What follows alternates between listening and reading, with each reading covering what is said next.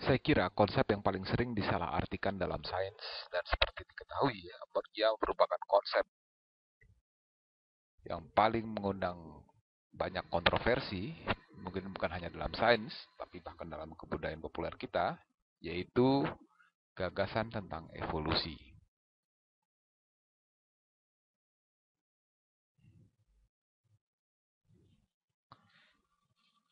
Setiap kali kita mendengar kata ini dalam konteks biologis, kita berimajinasi ada sesuatu yang berubah, berkembang.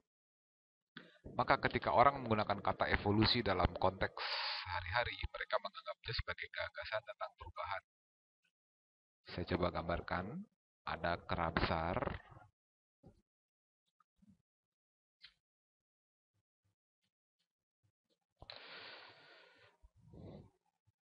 Kera besar yang membungkuk. Gambar ini biasanya ada di museum alam. Seekor kera besar berjalan membungkuk. Mungkin dia juga memakai topi. Dan kemudian mereka menunjukkan gambar lain. Secara bertahap dia berubah menjadi berjalan tegak. Lalu menjadi manusia yang sedang berjalan ke tempat kerjanya.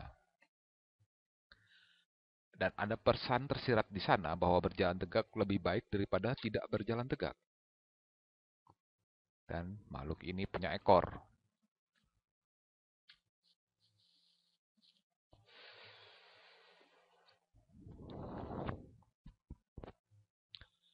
Kita telah melihat ini sebelumnya. Bila Anda pernah ke Museum Sejarah Alam, dan di sana Anda lihat kera besar berjalan tegak, dan akhirnya Anda melihat gambar manusia, maka itulah gagasannya. Bagaimana kera besar berubah menjadi manusia.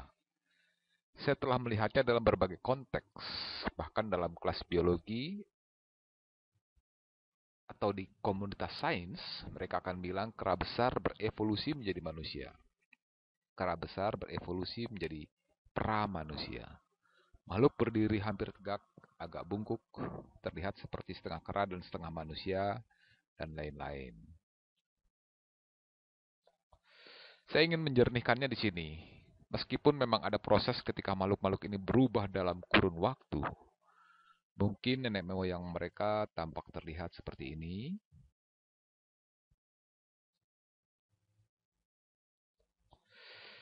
Tidak ada proses aktif yang bernama evolusi.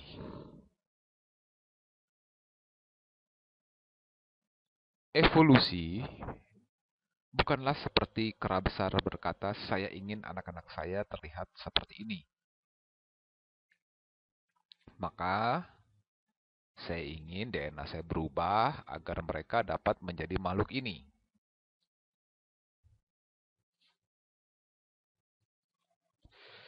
DNA itu tidak mengatakan, hei, berjalan tegak adalah lebih baik daripada berjalan bungkuk seperti kera.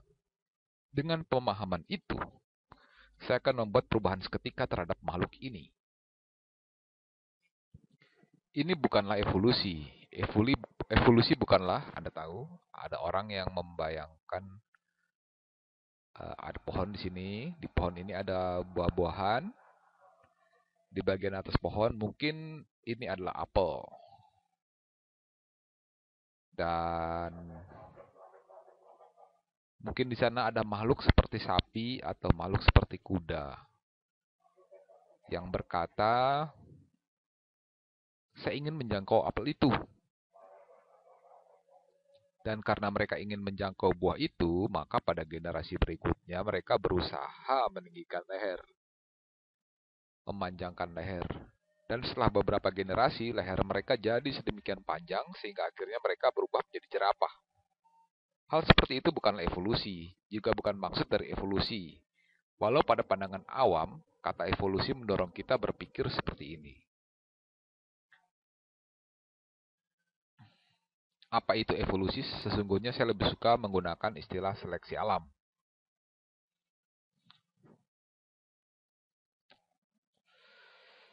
Seleksi alam. Secara harafiah, seleksi alam ada dalam setiap populasi makhluk hidup akan dijumpai pada populasi makhluk hidup akan dijumpai sejumlah variasi. Inilah kata pentingnya. Variasi berarti adanya perubahan. Jika Anda melihat anak-anak di sekolah, Anda akan melihat variasi. Ada anak yang tinggi, ada yang pendek, ada yang berambut pirang, ada yang berambut hitam, dan sebagainya. Selalu ada variasi.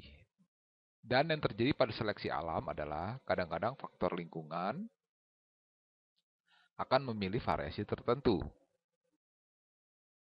Beberapa variasi tidak akan bertahan, tapi ada variasi yang berhasil. Satu contoh yang terdapat dalam semua buku biologi dan sangat menarik, yaitu mengenai ngengat bintik. Ngengat bintik banyak dijumpai di Inggris era pra-evolusi industri. Saya akan coba gambarkan.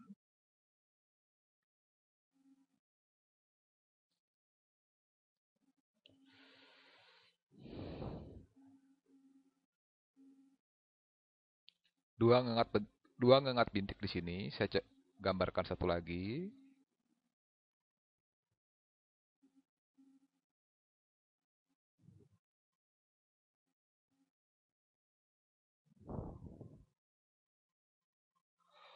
Beberapa ngengat mungkin punya lebih banyak bintik daripada yang lain. Mereka tampak seperti ini.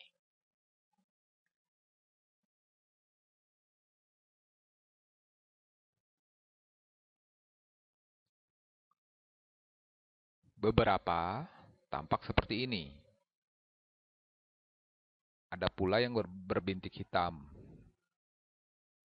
Dan ada yang hampir tidak punya bintik.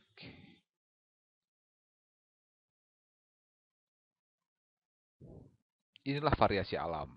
Seperti Anda lihat pada populasi binatang, akan dijumpai variasi warna. Mereka hidup tenang, mungkin selama ribuan tahun. Inilah variasi alam. Ini bukanlah ciri penting bagi ngengat-ngengat ini, tapi kemudian tiba-tiba saja terjadi revolusi industri di Inggris. Pabrik-pabrik yang dijalankan dengan mesin uap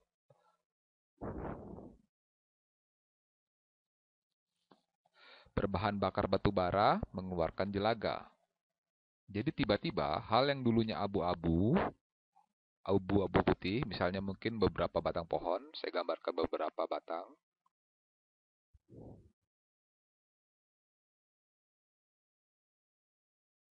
Mungkin beberapa batang pohon pernah terlihat seperti ini, dan ngengat bintik akan merasa aman hinggap di sana. Mungkin ada batang yang menjadi sangat gelap. Semua tertutup lapisan jelaga dari batu bara yang dibakar. Dan dalam waktu singkat, semua pohon terlihat seperti ini. Warna batang menjadi hitam atau sangat gelap ketimbang sebelumnya. Sekarang tiba-tiba saja terjadi perubahan besar pada lingkungan ngengat. Dan Anda harus berpikir, apa yang akan dipilih untuk ngengat-ngengat ini? Satu hal yang dapat menimpa nasib ngengat-ngengat ini adalah burung. Dan kemampuan burung melihat ngengat. Jadi, tiba-tiba bila lingkungan menjadi jauh lebih gelap daripada sebelumnya, bisa ditebak apa yang akan terjadi. Burung akan melihat ngengat ini jauh lebih mudah daripada melihat ngengat ini. Karena ngengat di latar belakang hitam jauh lebih sulit terlihat. Bukan karena burung tidak mau memangsa ngengat ini. Burung akan menangkap mereka, tapi burung lebih sering memangsa ngengat berwarna terang. Sehingga Anda bisa bayangkan apa yang terjadi. Sebelum ngengat dapat bereproduksi, apa yang akan terjadi? Ngengat gelap ini akan bereproduksi lebih sering. Dan tiba-tiba Anda akan melihat banyak ngengat seperti ini. Ngengat ini tampak di mana-mana. Jadi apa yang terjadi di sini?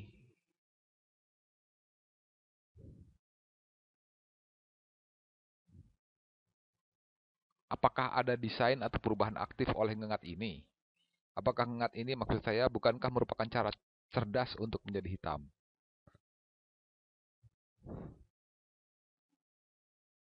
Lingkungan Anda menjadi hitam dan Anda menunggu dua generasi ngengat ini, dan sekarang tiba-tiba ngengat ini berwarna hitam.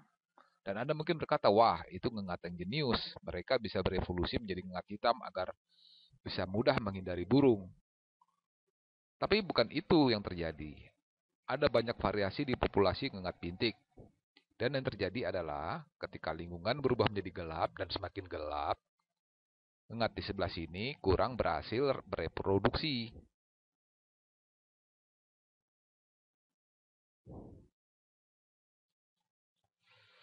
Sedangkan ngengat bintik gelap bereproduksi semakin banyak.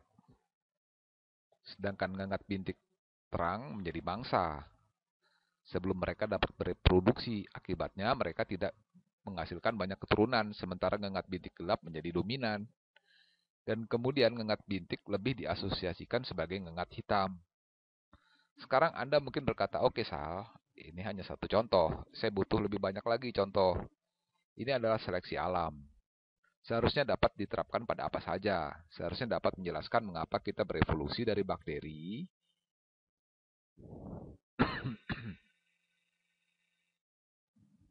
atau bahkan RNA yang bereplikasi sendiri, yang akan saya bicarakan nanti.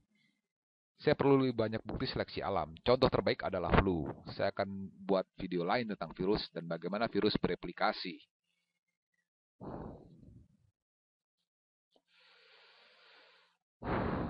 Virus sangat menakjubkan karena masih belum jelas apakah mereka makhluk hidup. Mereka hanyalah sebercak DNA dan kadang RNA yang akan kita ketahui merupakan informasi genetik. Dan mereka memuatnya dalam wadah geometris penampung protein kecil ini.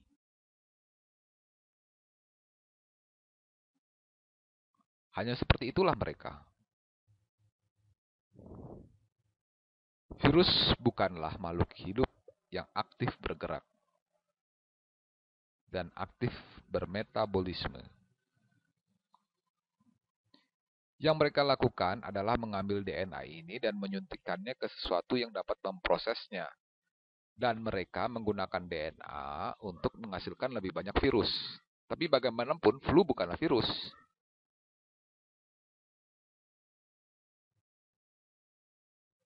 Setiap tahun muncul tipe virus tertentu dan mereka punya variasi.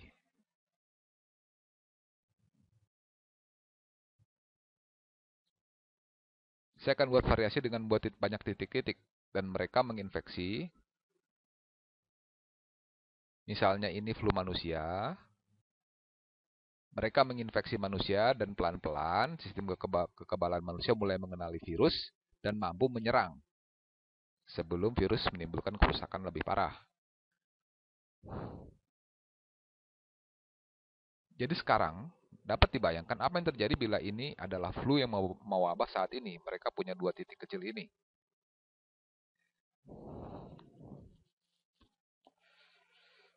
Tapi katakanlah, beginilah sistem kekebalan kita mengenali mereka. Sistem kekebalan tahu, oh, tiap kali saya menemui sesuatu dengan dua titik kecil ini, itu berarti bahaya. Maka saya akan menyerang dan menghancurkan sebelum menginfeksi DNA. Dengan begitu, kita punya seleksi alam yang ampuh ketika sistem kekebalan mengenali virus. Nanti akan dibahas apa arti belajar bagi sistem kekebalan, sehingga mereka mulai menyerang virus. Tapi flu, Anda dapat memandangnya sebagai makhluk. Ya, Anda dapat memandangnya mungkin sebagai makhluk licik. Tapi flu tidaklah sebegitu. Mereka bukanlah makhluk hidup. Apa yang mereka lakukan adalah mereka selalu berubah. Anda mungkin tahu dalam tiap populasi akan selalu ada perubahan. Mungkin sebagian besar punya dua titik. Tapi dalam perjalanan waktu, ada yang hanya punya satu titik, tiga titik. Dan mungkin itu hanya mutasi acak. Mungkin ini satu dari sejuta virus punya satu titik ketimbang dua titik.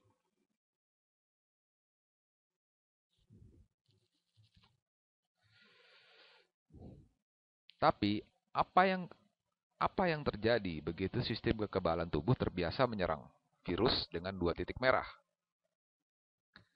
Dia tidak akan bersaing dengan kapsul virus lain untuk menginfeksi manusia. Dia akan punya DNA manusia untuk dirinya sendiri. Akibatnya virus ini akan lebih sukses. Maka pada musim flu tahun depan ketika orang mulai bersin dan menyebarkannya di gagang pintu atau tempat lain, ia akan menjadi virus baru. Jadi, jika Anda lihat ini berproses tiap tahun, adalah virus flu baru. Itu evolusi dan seleksi alam dalam real time. Dan itu memang terjadi. Evolusi dan seleksi alam bukan hanya terjadi dalam kurun ribuan tahun. Meskipun hampir semua hal penting yang kita lihat dalam kehidupan kita sehari-hari atau bahkan diri kita sendiri didasarkan pada hal-hal yang berlangsung selama ribuan tahun. Contoh lain adalah antibiotik dan bakteri. Bakteri adalah sel kecil ini yang bergerak, dan kita akan bahas nanti. Bakteri adalah makhluk hidup. Mereka bermetabolisme dan melakukan apa saja. Dan ini catatan yang baik. Ketika orang bicara tentang infeksi, itu dapat berupa infeksi virus yang disebabkan oleh virus yang masuk dan menginfeksi DNA Anda dan kemudian menggunakan mekanisme sel Anda untuk bereproduksi, atau bisa juga infeksi bakteri yang disebabkan sel-sel kecil ini di mana mereka melepas racun yang membuat Anda sakit dan lain-lain. Bakteri inilah yang dibunuh oleh antibiotik. Mereka menyerang bakteri.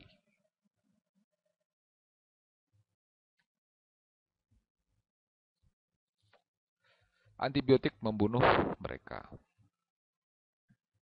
Bila Anda datang ke dokter dan Anda bilang, "Dokter, saya sakit, saya rasa terkena infeksi bakteri. Tolong berikan saya antibiotik." Dokter yang baik tidak akan beri Anda antibiotik. Karena apa yang terjadi bila Anda sering mendapat antibiotik, boleh dibilang Anda akan menciptakan versi atau istilah yang lebih tepat, sangat mungkin Anda akan membantu menyeleksi bakteri yang tahan terhadap antibiotik. Bagaimana itu bisa terjadi?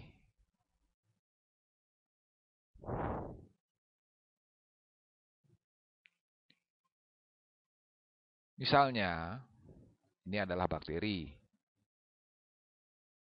Dan ada triliunan pada tubuh Anda.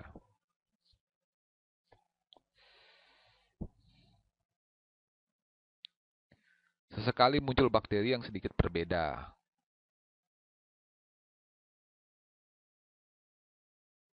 Sekarang dalam populasi bakteri, ini semua akan membuat Anda sakit.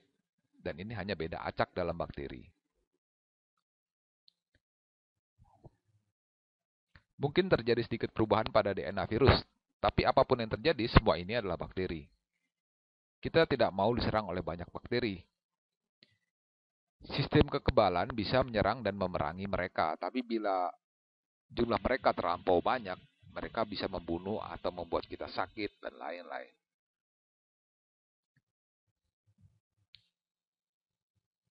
Ketika mereka tidak terlalu butuh karena bukan dalam suatu hidup atau mati, mungkin antibiotik itu dapat ampuh membunuh bakteri hijau.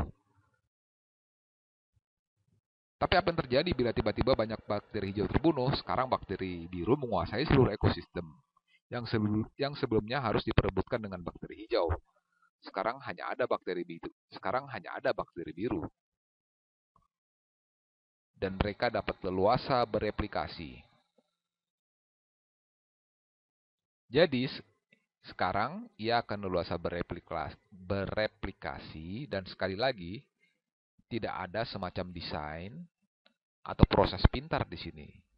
Seperti bakteri ini mungkin bilang, saya akan lebih pintar dan merancang diri agar tahan terhadap ancaman antibiotik. Tidak, bukan begitu. Yang ada hanyalah perubahan acak. Mutasi virus dan bakteri sering terjadi dan perubahan acak terjadi pada 1 dari semiliar, bukan? Tapi tiba-tiba bila Anda mulai membunuh semua pesaing, maka bakteri ini dapat bereplikasi sangat cepat dan menjadi bakteri yang dominan.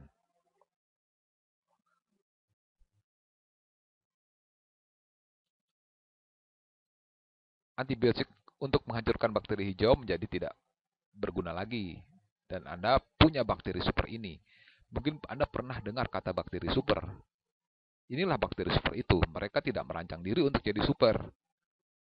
Mereka jadi super karena kita membunuh pesaing-pesaing mereka, dan kita memungkinkan mereka mengambil alih sehingga kita tidak dapat membunuh mereka karena semua obat hanya ampuh untuk membunuh pesaingnya. Bakteri ini hanya bermutasi dan terus bermutasi, dan bila kita gunakan antibiotik sedikit berlebihan, maka kita akan selalu menyeleksi bakteri yang tidak terpengaruh oleh antibiotik. Saya sudah cukup lama bicara, namun ini sungguh topik yang menarik, dan saya ingin menjadikan ini sebagai video atau kuliah pertama tentang biologi.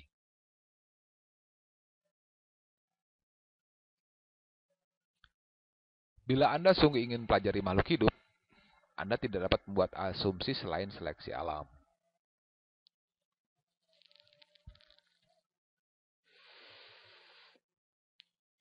Kita bisa pergi ke planet lain, di mana makhluk tidak punya DNA, atau mungkin mereka punya semacam informasi turun-menurun yang tersimpan di sel-sel mereka, atau mereka bereplikasi dengan cara tertentu,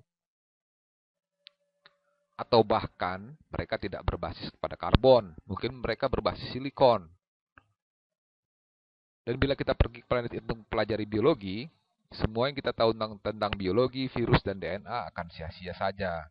Tapi bila kita paham tentang satu konsep ini, konsep tentang seleksi alam, bahwa lingkungan alam akan memilih dan tidak ada proses aktif di sini. Ini hanyalah sesuatu yang acak, dan alam memilih secara acak untuk perubahan acak. Dan selama kurun waktu lama, semua perubahan itu berakumulasi. Dan akumulasi itu menjadi sesuatu yang mencolok.